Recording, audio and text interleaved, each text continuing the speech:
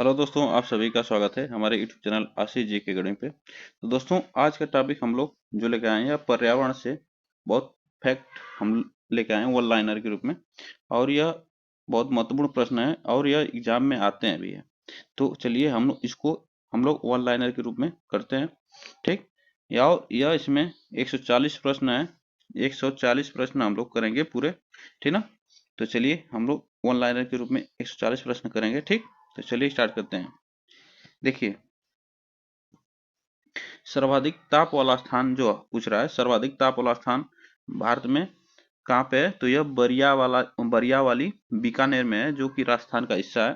ठीक ना, राजस्थान का जिला है यह बरिया वाली बीकानेर। यह सबसे गर्म स्थान यहाँ पे होता है। ठीक ना।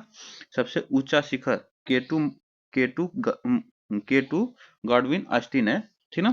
यह भारत का सबसे ऊंचा शिखर है, केटू गॉडविन ऑस्टिन। ठीक ना। सबसे ऊंचा नदी द्वीप, सबसे ऊंचा नदी द्वीप मोजली मोजली द्वीप, जिस कहाँ पे है? यह ब्रह्मपुत्र नदी पे है। ठीक ना। यह मोजली द्वीप है जो कि ब्रह्मपुत्र नदी पे है। सबसे बड़ा मरुस्थल थार मरुस्थल है। आप लोग इसको याद रखिएगा। सबसे बड़ा पठार दक्कन का पठार कहा जाता है। ठीक ना। सबसे बड़ा पठार यह होता है। सबसे ऊंचा जलप्रपात यह जांग प्रपात है। जांग नाम इसका शरावती नदी पर स्थित है। ठीक ना। यह सबसे ऊंचा जलप्रपात है जांग। यह शरावती नदी पर स्थित है। ठीक ना। और सर्वाधिक लंबी तटीय रेखा, सबसे जो लंबी तटीय रेखा जो समुद्र से जो सटी रेखा है, सबसे ज्यादा गुजरात की सटा है जो रेखा, वह समुद्र से सटा है। ठीक ना। तो आप लोग इसको भी याद रखिएगा। सर्वाधिक लंबा तट मैरीना बीच, जो सर्वाधिक लंबा तट, यहाँ पे लंबी तटीय रेखा पूछ रहा है और यहाँ पे लंबा तट। ठीक ना। यह मरीना बीच है जो कि चेन्नई में स्थित है। ठीक ना। यह चेन्नई में स्थित है। तो आप लोग इसको याद रखिएगा। ठीक। और सबसे लंबी नदी कौन सी है? तो हमारी गंगा नदी है सबसे लंबी नदी। ठीक ना। और सर्वाधिक वर्षा वाला स्थान मासिन राम, जो मेघालय में स्थित है, या भारत में है। भारत का ही ये सब हम लोग प्रश्न कर रहे हैं। ठीक है। तो आप लोग इसको याद रखिएगा। सर्वाधिक ठंडा स्थान, सबसे दत्तज जो लद्दाख में है, यह सबसे ठंडा स्थान वहां का है। सबसे बड़ी खारे पानी की झील चिल्का झील, जो उड़ीसा में है। ठीक ना। कहाँ पे? उड़ीसा में है यह चिल्का झील, जो खारे पानी की झील है। ठीक। यह भारत की। ठीक। तो आप लोग इसको याद रखें। सबसे लंबी नदी भारत की इंदिरा गांधी नदी है। और सबसे ऊंचा बांध भांखड़ा बांध है, जो सतलज नदी पे है। तो यह आप लोग इसको याद रखें। सबसे ऊंचा बांध है भांखड़ा बांध। ठीक ना। भांखड़ा बांध जो कि सतलज नदी पे। आपसे क्वेश्चन पूछ सकता है किस नदी पे है, तो सतलज नदी आप बता सकते हैं। इको मार्क, इको मार्क क्या होता है?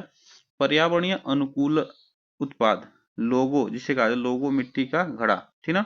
इसे कहा जाता है। ठीक। तो आप लोग इसको इको मार्क, ठीक है, पर्यावरण अनुकूलन उत्पाद होता है। एक मार्क क्या होता है? गुणवत्तापूर्ण खाद्यान्न, जो गुणवत्ता को बताता है उसकी एक मार्क उसके कहा जाता है। जो खाद्य पदार्थ होते हैं उसे उस पे आप लोग देखे होंगे कि एक मार्क लगा रहता है, तो वह उसकी खाद्य की गुणवत्ता को बताता है। ठीक ना। और एक होता है हॉलमार्क, एक होता है हॉलमार्क, यह सोने की गुणवत्ता को बताता है। सोने की गुणवत्ता को बताता है। ठीक ना। अब ब्यूरो मानक क्या होता है?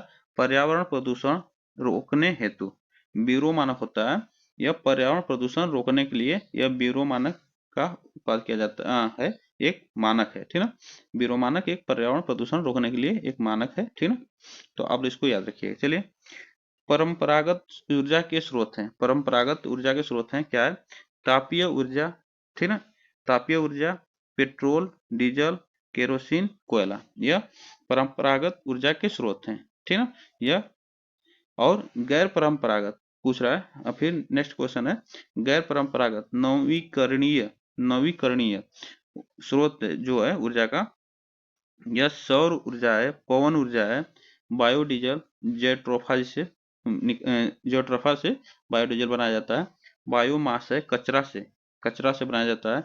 बायोगैस है, मीथेन से बनाया जाता है बायोगैस। और एल्कोहल जो गन्ने के रस से बनाया जाता है। हाइड्रोजन, भूतापीय ऊर्जा, सागरीय, ठीक ना, सागरीय और जल ऊर्जा, यह क्या है? गैर परंपरागत ऊर्जा स्रोत है जो कि नवीकरणीय में आते हैं, ठीक ना। तो आप लोग इसको याद रखिएगा। और परंपरागत यह तापीय ऊर्जा, पेट्रोल और डीजल, केरोसिन और कोयला, यह परंपरागत ऊर्जा के स्रोत हैं, ठीक। चलिए आगे चलते हैं। देखिए सीएनजी, सीएनजी क्या होता है? सीएनजी का फुल फॉर्म होता है कंप्रेस्ड नेचुरल गैस ना। कंप्रेस्ड नेचुरल, आपसे क्वेश्चन पूछ सकता है सीएनजी का फुल फॉर्म, तो कंप्रेस्ड नेचुरल गैस होता है। एलपीजी का होता है liquefied petroleum gas, liquefied petroleum gas gas होता है एलपीजी का। सीएफएल, सीएफएल का क्या होता है? Crystal Florence lines, crystal Florence lines इसका नाम होता है। एलईडी होती है लाइट इनिशियल डायड, क्या होता है? लाइट इनिशियल डायड, ये एलईडी का फुल फॉर्म होता है। तो आप लोग इसको याद रखिएगा। चलिए आगे चलते हैं। देखिए भोपाल गैस कांड में कौन सी गैस ऋषि थी?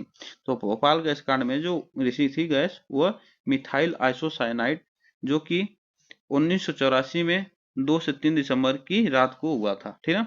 तो आप लोग इसको, यह पर्यावरण के लिए बहुत उसमें बड़ी घटना थी।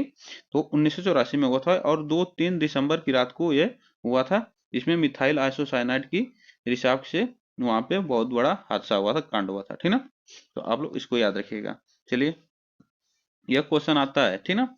अभी हाल ही में गोरखपुर त्रासदी में किस गैस की कमी से बच्चों की मौत हुई थी? तो इसमें ऑक्सीजन, बीआरडी कॉलेज, ठीक ना, ऑक्सीजन की कमी से यहाँ बीआरडी कॉलेज के बच्चों की मौत हुई थी। भारत में सर्वाधिक वन कहाँ पाए जाते हैं? तो यह मध्य प्रदेश में पाए जाते हैं, ठीक ना। तो आप लोग इसको याद है, भारत में सर्वाधिक वन कहाँ पाए जाते हैं? तो मध्य प्रदेश में पाए जाते हैं। आप लोग इसको याद रखिएगा। वायु प्रदूषण होता है, वायु प्रदूषण क्या होता है आप लोग बताना है, ठीक ना। वायु प्रदूषण क्या होता है? Carbon dioxide, carbon monoxide, SO2, sulphur dioxide, यह होता है वायु प्रदूषण होता है, ठीक ना। कार्बन डाइऑक्साइड, कार्बन मोनोऑक्साइड और सल्फर डाइऑक्साइड, यह होते हैं प्रदूषण। बीओडी परीक्षण किस प्रदूषण को मापने के लिए किया जाता है? तो यह जल की का प्रदूषण मापने के लिए किया जाता है बीओडी का परीक्षण, ठीक ना। पैरा पैराक्सी एसिटिलीन नाइट्रेट, PAN क्या है? यह वायु प्रदूषण है, ठीक ना। क्या वायु प्रदूषण है? पैरासिएटिलिक नाइट्रेट, जिसे PAN कहा जाता है, यह वायु प्रदूषण है, ठीक ना। तो आप लोग इसको याद रखिएगा, ठीक है। चलिए आगे चलते हैं। राष्ट्रीय पर्यावरण अनुसंधान केंद्र कहाँ पे है? तो राष्ट्रीय पर्यावरण अनुसंधान केंद्र कहाँ पे है? तो यह नागपुर में है। आप लोग इसको याद रखिए। वायुमंडल में ओजोन परत रक्षा करती है पराबैंगनी किरणों से, ठीक ना। ओजोन जो मंडल होती है, ओजोन परत जो होती है, वह पराबैंगनी किरणों से रक्षा करती है। और वह 16 सितंबर को मनाया जाता है ओजोन दिवस, ठीक है। तो आप लोग इसको याद रखिएगा। वायुमंडल में सर्वाधिक गैस पाई जाती है, कौन सी गैस? नाइट्रोजन गैस सबसे अधिक पाई जाती है। आकाश नीला दिखाई देता है, यह प्रकीर्णन के कारण होता है। प्रकीर्णन के कारण जो होता है कि आकाश नीला दिखाई देता है, ठीक है। विश्व पर्यावरण दिवस कब मनाया जाता है? तो 5 जून को मनाया जाता है। ग्रीन हाउस के कारण पृथ्वी का ताप बढ़ता है, किससे? ग्रीन हाउस जो गैसें होती हैं उसके वजह से पृथ्वी पर का ताप बढ़ता है, जिससे यहाँ पे पृथ्वी पे गर्मी ज्यादा होती है, ठीक ना। तो यह उसके ग्रीन हाउस गैसों की वजह से यहाँ पे गर्मी ज्यादा हो रही है। पर्यावरण का दुश्मन, पर्यावरण का दुश्मन किसे कहा जाता है? तो यूकेलिप्टस जो सफेदा होता है, यूकेलिप्टस का जो पेड़ होता है वह पर्यावरण का प्रदूषण, वह सबसे ज्यादा पानी का अवशोषण करता है, ठीक ना, शोषण करता है पानी का सबसे ज्यादा। और आप लोग उस पौधे को, उस पेड़ को जहाँ आप लगा देंगे, उस मिट्टी को वह क्या कर देता है, वहाँ आसपास का नमी खत्म कर देता है, ठीक ना। ग्रीन हाउस प्रभाव, इसमें सूर्य की किरणें पृथ्वी पर आ तो जाती हैं, पर CO2 के घेरे के कारण वापस नहीं जा पाती हैं। क्या करती है? जो ग्रीन हाउस गैसें होती हैं, इसमें सूर्य की किरणें आती हैं, लेकिन आ जाती हैं, पर उसमें क्या होता है, CO2 जो होता है उसके घेरने के कारण वह वापस नहीं जा पाती हैं, इसलिए पृथ्वी पर गर्मी ज्यादा होती है, ठीक ना। राष्ट्रीय वन नीति के अनुसार कितने प्रतिशत भूभाग पर वन्य अनिवार्य है? तो यह 33% वन्य भूभाग पर वन्य अनिवार्य माना जाता है, ठीक ना। यह सबसे, तो यह 33% जो कि है 33% पर भूभाग पर वन अनिवार्य किया गया है। ठीक, चलिए आगे चलते हैं। चिपको आंदोलन, चिपको आंदोलन के मुख्य उद्देश्य क्या थे? तो यह वनों की रक्षा करना इसका मुख्य उद्देश्य था। चिपको आंदोलन सुंदरलाल बहुगुणा 1973 चमोली से हुआ था। चमोली जिला उत्तराखंड से हुआ था। ठीक ना, यह चमोली जिला था उत्तराखंड में, वहां से स्टार्ट हुआ था और यह गुजरात तक गया था। ठीक ना, तो आप लोग इसको याद रखिएगा। चिपको आंदोलन। ग्रीन पीस क्या है? ग्रीन पीस क्या है? यह पर्यावरण योजना है। ग्रीन पीस क्या? पर्यावरण योजना है। ठीक ना, पर्यावरण विभाग की स्थापना की गई थी। तो यह पर्यावरण विभाग की स्थापना 1980 में की गई थी। ठीक, आप लोग इसको याद रखें। पर्यावरण की योजना 1980 में की गई थी। पर्यावरण विभाग की स्थापना 1980 में की गई थी। टाइगर राज्य किसे कहा जाता है? तो टाइगर राज्य मध्य प्रदेश को कहा जाता है। वन महोत्सव किसने शुरू किया? वन महोत्सव किसने शुरू किया? तो यह के.एम. मुंशी ने शुरू किया था। जुलाई के प्रथम सप्ताह में मनाया जाता है और यह 1950 में शुरू हुआ था। के.एम. मुंशी जुलाई के प्रथम सप्ताह में यह मनाया जाता है और के.एम. मुंशी ने शुरू किया था 1950 में। ठीक है, तो आप लोग इसको याद रखिएगा, वन महोत्सव। यह बहुत इंपॉर्टेंट है, यह सब प्रश्न आते हैं यूपीटेट, सीटेट, सुपरटेट के लिए, सभी के लिए यह महत्वपूर्ण है। ठीक है, राष्ट्रीय वन्य नीति का शुभारंभ कब किया गया था? तो राष्ट्रीय वन्य नीति का शुभारंभ 1952 में किया गया था। राष्ट्रीय वन्य नीति का शुभारंभ 1952 में किया गया था। ठीक ना, forest research institute, forest research institute कहाँ पे है? तो यह देहरादून में है। आप लोग इसको याद रखिएगा। भारतीय वन सर्वेक्षण का मुख्यालय ये अभी देहरादून में 1981 में स्थापना हुई थी। कब? यह भारतीय वन सर्वेक्षण का मुख्यालय कहाँ पे है? तो यह देहरादून में है और 1981 में स्थापना की गई थी। तो यह 1981 में स्थापना की गई थी। ठीक ना, वनों की ताजा रिपोर्ट जारी करता है। वनों की ताजा रिपोर्ट कौन जारी करता है? तो ये वन सर्वेक्षण विभाग जारी करता है वनों की ताजा रिपोर्ट। ठीक ना, वन स्थिति रिपोर्ट 2019 के अनुसार भारत में कितने प्रतिशत वन जो प्रतिशत भाग पर वन है? तो यह 21.67% पर वन है। ठीक ना, वनस्पति रिपोर्ट के 2019 के अनुसार भारत में 21.67% वन है। ठीक ना, आप लोग इसको याद रखिएगा।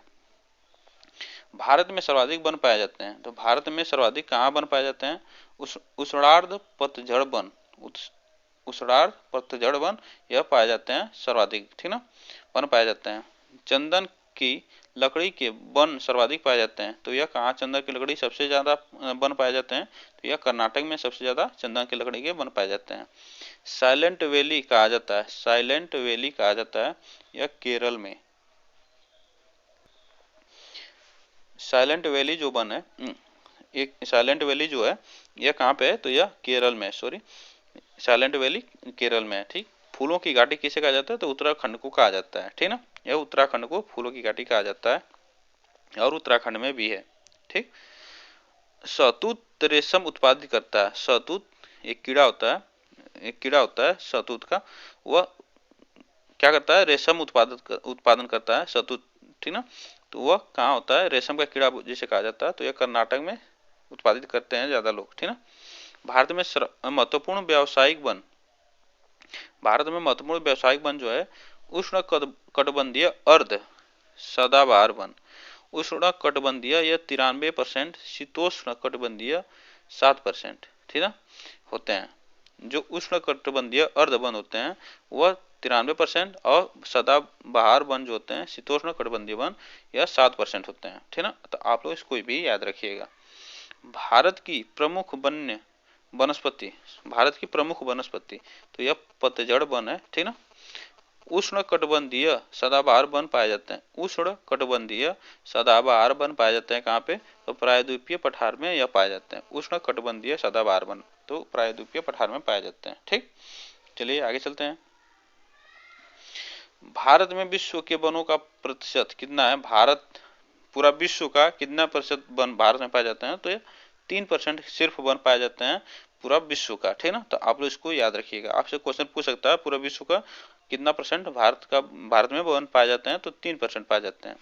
सबसे कम वन पाए जाते हैं कहाँ पे? तो हरियाणा में। या आप लोग इसको याद रखिएगा। सबसे कम वन कहाँ पाए जाते हैं, तो हरियाणा में सबसे कम वन पाए जाते हैं। पश्चिमी घाट पर पाई जाने वाली वनस्पति सदाहरित सदाहरित पश्चिमी घाट पर पाई जाने वाली वनस्पति जो है सदाहरित वनस्पति है, ठीक है। नई वन नीति की घोषणा हुई थी, यह 1988 में की गई थी। नई वन नीति की घोषणा 1988 में की गई थी। दलदली और ज्वार भाटा क्षेत्रों में पाए जाने वाले वनों को कहते हैं। दलदली और ज्वार भाटा क्षेत्रों में पाए जाने वाले वनों को कहते हैं, क्या कहते हैं, मैंग्रोव वन, मैंग्रोव वन कहा जाता है, ठीक ना। दलदली और ज्वार भाटा क्षेत्रों में पाए जाने वाले वन को मैंग्रोव वन कहा जाता है, आप इसको याद रखिएगा, ठीक ना। और कौन सा वृक्ष सदाबहार वृक्ष नहीं है, कौन सा वृक्ष सदाबहार वृक्ष नहीं है, तो यह महोगनी जो है, आप लोग इसको याद रखिएगा, जो यह सदाबहार वृक्ष नहीं होता है, ठीक ना। जैव विविधता के ताप स्थल कौन सा है, पूर्वी हिमालय पश्चिमी घाट, पूर्वी हिमालय पश्चिमी घाट यह जैव विविधता के ताप स्थल है, ठीक ना, जो कि यहाँ जैव विविधता सबसे अधिक पाई जाती है, आप लोग इसको याद रखिएगा। और गंगा ब्रह्मपुत्र के डेल्टाई क्षेत्र में कौन सा वृक्ष सर्वाधिक है, गंगा ब्रह्मपुत्र के डेल्टाई क्षेत्र में कौन सा वृक्ष सर्वाधिक है, तो यह सुंदरी वन है, जो वृक्ष है, यह सबसे अधिक सर्वाधिक गंगा पुत्र के डेल्टाई क्षेत्रों में पाए जाते हैं, ठीक ना। गंगा और ब्रह्मपुत्र के क्षेत्र डेल्टाई क्षेत्रों में यह सुंदरी जो वृक्ष होते हैं, यह सबसे ज्यादा पाए जाते हैं। इसी कारण सुंदरवन वन कहते हैं, इसी कारण क्या कहते हैं, सुंदरवन कहते हैं। तो आप लोग इसको याद रखिएगा। कितनी ऊंचाई के बाद हिमालय पर वनस्पति नहीं उगती, तो कितनी ऊंचाई के बाद हिमालय पर वनस्पति नहीं उगती, तो यह 6000 मीटर की ऊंचाई पर जाने के बाद क्या होती है, वहां पर वनस्पतियां नहीं उगती हैं, ठीक। वहां पे ज्यादा ठंडी हो जाती है ना, वहां पे ऑक्सीजन उसके ऊपर नहीं मिल पाता है। राष्ट्रीय जल नीति कब बनी, राष्ट्रीय जल नीति कब बनी, तो यह राष्ट्रीय जल नीति पहले 1987 में बनी थी, फिर 2002 में भारत सरकार द्वारा बनाया गया था। राष्ट्रीय जल नीति 1987 में सबसे पहले बनी थी, उसके बाद 2002 में भारत सरकार द्वारा बनाया गया था, ठीक। चलिए आगे चलते हैं। किस नदी का सर्वप्रथम निजीकरण किया गया, किस नदी का सर्वप्रथम निजीकरण किया गया था, तो यह शिवनाथ नदी थी, शिवनाथ नदी थी, जो कि छत्तीसगढ़ सरकार द्वारा 2002 में इसे निजीकरण किया गया, ठीक ना। सर्वप्रथम सबसे पहले शिवनाथ नदी या छत्तीसगढ़ में इसका निजीकरण किया गया, तो आप लोग इसको याद रखिएगा। चलिए ये देखिए, कुछ हम लोग इसको देखते हैं। ये विश्व जल दिवस कब मनाया जाता है, विश्व जल दिवस कब मनाया जाता है, यह सबसे महत्वपूर्ण है। विश्व जल दिवस यह 22 मार्च को मनाया जाता है, 22 मार्च को मनाया जाता है विश्व जल दिवस, ठीक ना। राष्ट्रीय नदी संरक्षण योजना शुरू हुई, राष्ट्रीय नदी संरक्षण योजना शुरू हुई थी, तो यह 1995 में हुई थी, राष्ट्रीय नदी संरक्षण योजना, ठीक ना। वायु प्रदूषण नियंत्रण अधिनियम लागू हुआ था कब, तो 1982 में। अभी हम लोग पीछे थोड़ा सा रिवाइज किए हैं।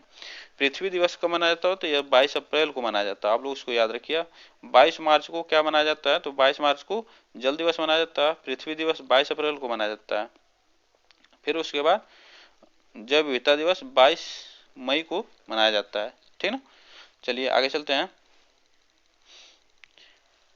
पहली बार ओजोन परत संरक्षण होने का कब पता चला, क्या हुआ, पहली बार ओजोन परत संरक्षण होने का कब पता चला था, तो यह 1985 में अंटार्कटिका पर पता चला था।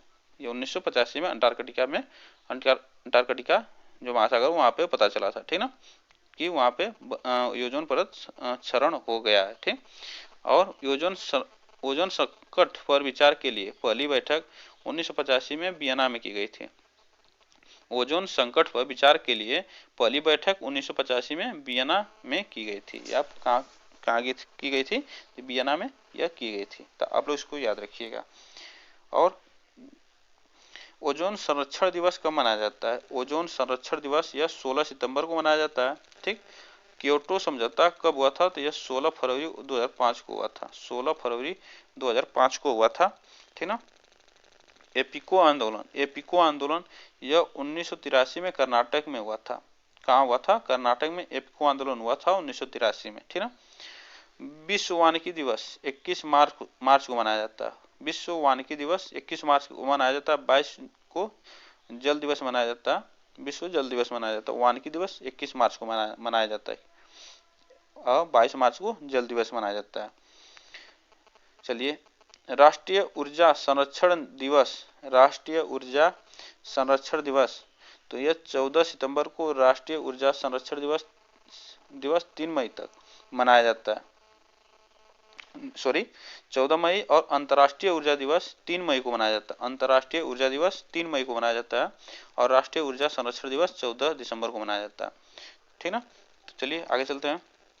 तंबाकू निषेध दिवस है। तंबाकू निषेध दिवस है, यह 31 मई को तंबाकू निषेध दिवस मनाया जाता है। 31 मई को तंबाकू निषेध दिवस मनाया जाता है। और वन्य प्राणी सुरक्षा अधिनियम 1972 में यह लाया गया था। वन्य प्राणी सुरक्षा अधिनियम 1972 में। मौसम विभाग की स्थापना। मौसम विभाग की स्थापना कब की गई थी? तो यह 1875 में की गई थी। 1875 में मौसम विभाग की स्थापना की गई थी। विश्व विरासत दिवस। विश्व विरासत दिवस यह 18 अप्रैल को मनाया जाता है। विश्व विरासत दिवस 18 अप्रैल को मनाया जाता है। विश्व जनसंख्या दिवस यह 11 जुलाई को मनाया जाता है। विश्व जनसंख्या दिवस 11 जुलाई को मनाया जाता है। और विश्व प्रकृति दिवस वन्य जीव, प्रकृति दिवस वन्य जीव, यह 3 अक्टूबर को मनाया जाता है। ठीक ना, यह 3 अक्टूबर को मनाया जाता है। राष्ट्रीय पक्षी दिवस। राष्ट्रीय पक्षी दिवस यह 12 नवंबर को मनाया जाता है। डॉक्टर सलीम अली के जन्मदिन पर मनाया जाता है। यह डॉक्टर सलीम अली के जन्मदिन पर यह इन्हें पक्षी, यह क्या थे? पक्षी दिवस इनके जन्मदिन पर मनाया। बहुत पक्षियों से प्यार करते थे। ठीक ना। और इन्हें, चलिए आगे चलते हैं। विश्व प्राणी दिवस। विश्व प्राणी दिवस कब मनाया जाता है? तो यह 5 अक्टूबर को विश्व प्राणी दिवस मनाया जाता है। और वन्य प्राणी सुरक्षा सप्ताह, आपसे पूछ सकता है विश्व प्राणी दिवस यह 5 अक्टूबर को मनाया जाता है। अब वन्य प्राणी सुरक्षा सप्ताह 1 से 8 अक्टूबर तक मनाया जाता है। ठीक ना, 1 से 8 अक्टूबर तक मनाया जाता है। और DDT का भारत में कृषि कार्यों में उपयोग कब बंद हुआ?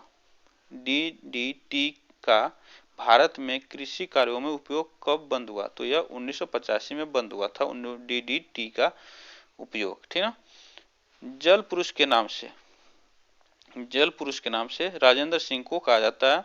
और अब लोग इसको जल पुरुष के नाम से राजेंद्र सिंह को कहा जाता है। ठीक ना। चलिए आगे चलते हैं।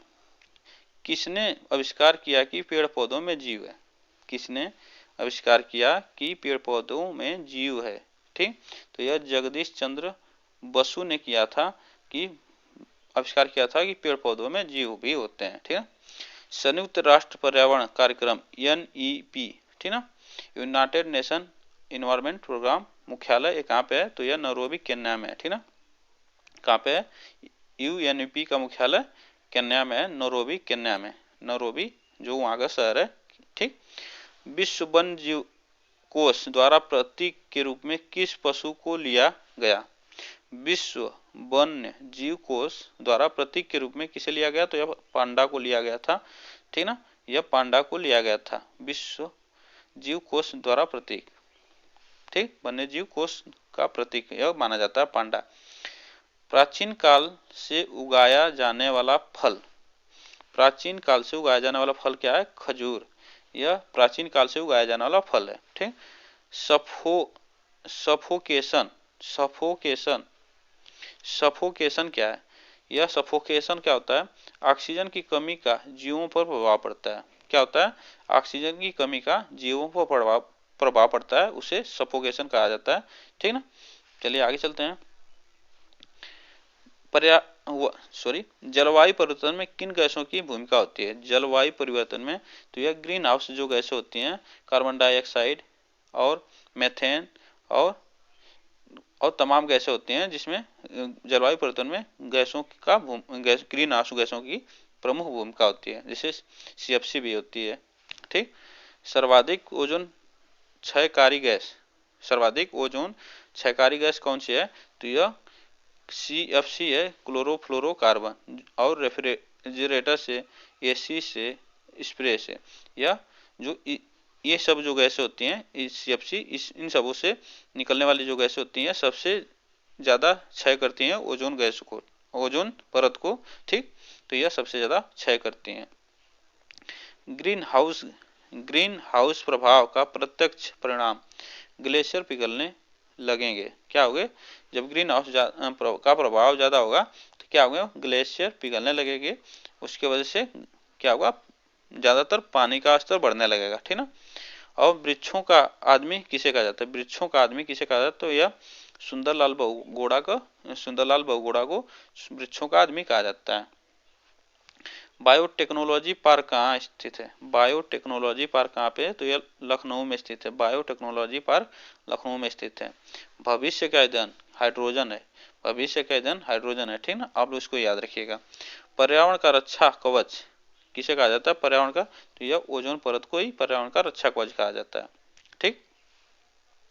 रेड डाटा बुक संबंध है, विलुप्त के संकट से ग्रस्त जीव जो होते हैं, जो संकटाग्रस्त जो जीव अब कम हो रहे हैं, वह क्या कहते हैं? रेड डाटा बुक में रखा जाता है, ठीक ना। उनको रेड डाटा बुक से में रखे जाते हैं, जिसमें उसकी संख्या बहुत कम होने लगती है। विश्व का सबसे प्रदूषित नगर है, तो यह सबसे प्रदूषित नगर है जो मैक्सिको है। क्या है? मैक्सिको। विश्व का सबसे प्रदूषित नगर मैक्सिको। ध्वनि प्रदूषण मापने की इकाई डेसिबल। क्या है? डेसिबल है।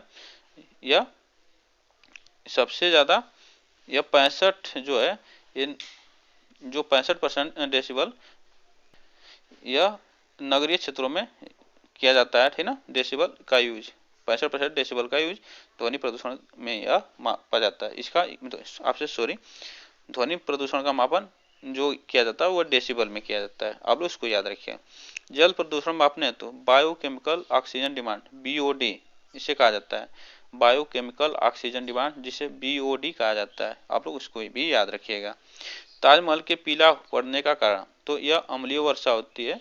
इसके वजह से यह SO2 के कारण जो होता है, वहाँ पे जो कारखाने हैं, ठीक, उस कारखाने से निकलने वाली जो गैसें होती हैं वह वायु में जाकर मिश्रण करती हैं। और वर्षा से जब वर्षा होती है तो उसमें क्या होता है? वर्षा के साथ वह अम्लीय वर्षा करने मिलकर क्या करते हैं? अम्लीय वर्षा करती हैं, ठीक ना।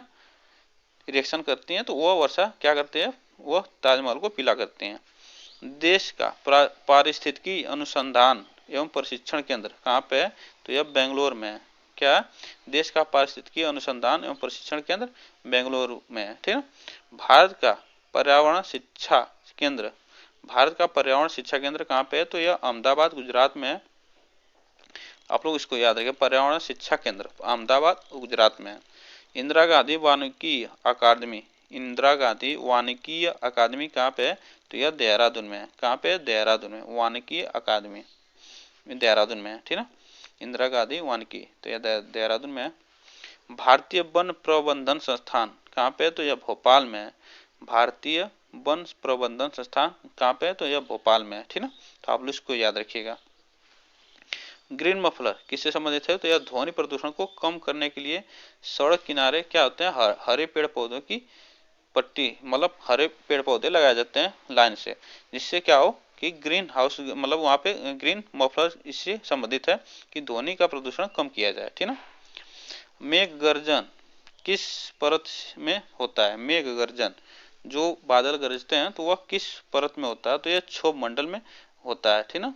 यह किस में होता है? तो क्षोभ मंडल में होता है। किस नदी